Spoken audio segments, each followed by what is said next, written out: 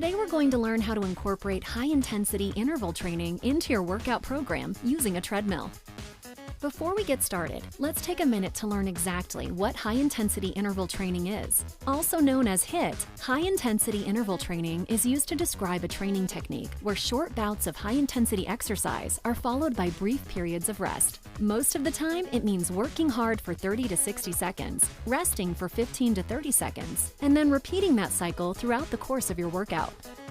This type of training is great for those interested in dropping fat or increasing overall caloric burn. It's also a good go-to if you're crunched on time, as it allows for an effective workout in as little as 15 to 30 minutes. Although great for athletes training for specific sporting events, HIIT is not designed for those new to exercising.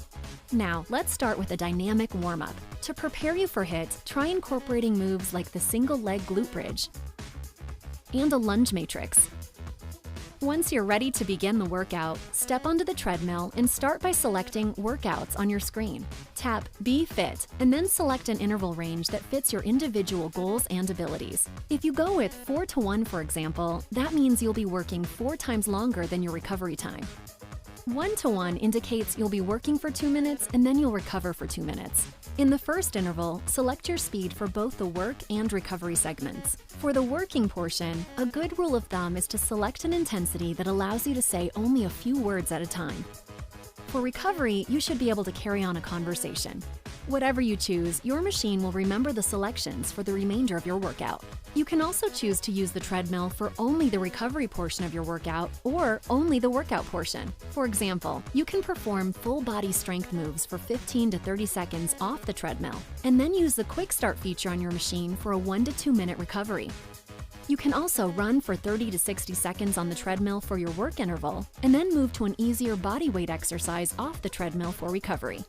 Bottom line, your program should fit your individual needs. Once you've completed the workout, make sure you cool down for 2 to 5 minutes. It's important to let your heart rate slow before completely stopping.